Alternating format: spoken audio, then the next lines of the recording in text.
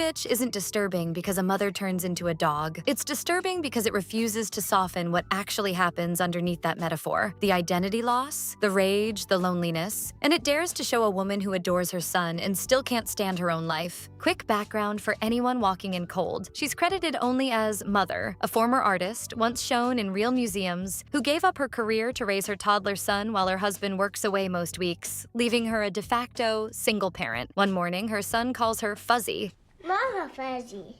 What?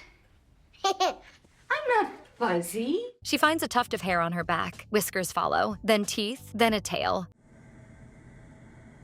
Adapted from Rachel Yoder's 2021 novel by writer-director Marielle Heller, the film never confirms whether Mother is actually transforming or unraveling under a role she loves and resents in the same breath. That ambiguity isn't a loose end, it's the whole design. As Heller has put it herself, the goal was never to say motherhood is bad. It was to say you can carry complicated feelings about it and still want to be a parent. So, now that we're up to speed, let's see what that complexity actually looks like once the movie gets moving. What separates Nightbitch from other honest motherhood stories isn't extremity, it's how average the setup is. Mother doesn't abandon her son or struggle to bond with him. She shows up every day, plays with him, genuinely lights up around him.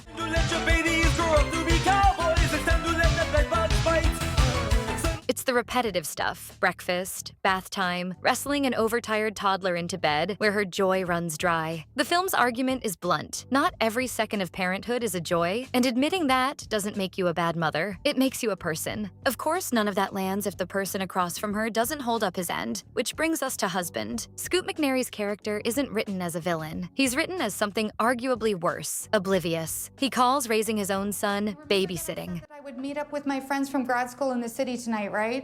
Yes, I'm babysitting. It's not babysitting when it's your own kid. He tells her he's not a mind reader when she voices her isolation. Do you expect for me to read your mind? Look, if you tell me that everything's fine, then I think that everything is fine. He informs her that happiness is a choice. Happiness is a choice. Writer Chloe Laws gave this exact dynamic a name: weaponized incompetence. Men who feign or genuinely believe they're incapable of basic domestic labor, quietly offloading the burden while still collecting credit for showing up at all. Laws reported something telling from her own screening. When mother and husband reconciled after his supposed epiphany, women in the audience audibly groaned, not at the dog stuff, at the coffee scoops. Is it 2 scoops?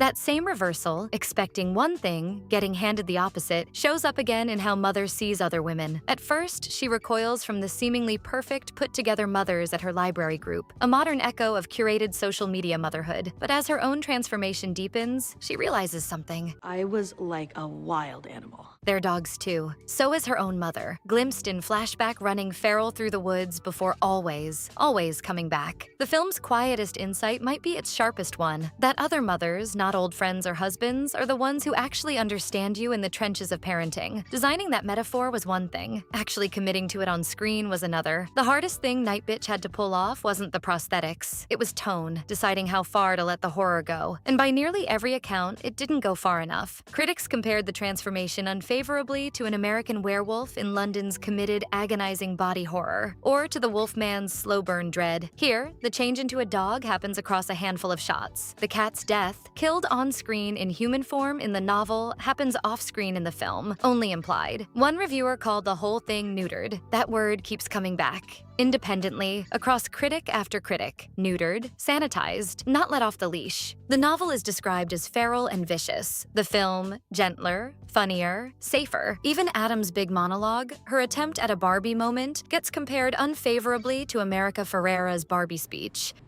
We fucking create life. Dismissed as an empty rally that names women's struggles without actually saying anything new about them. And that's before you even get to the ending. In the book, Mother sets boundaries, her marriage strengthens, and she returns to art with the same ferocity she once brought to parenting. No second child. In the film, she gives birth again, and a doula tells her she's about to meet her daughter. Because it's time to meet your daughter. A future Nightbitch, poetic in its symmetry. I can't. Listen to me. You can do this. Your mother did this. Her mother did this.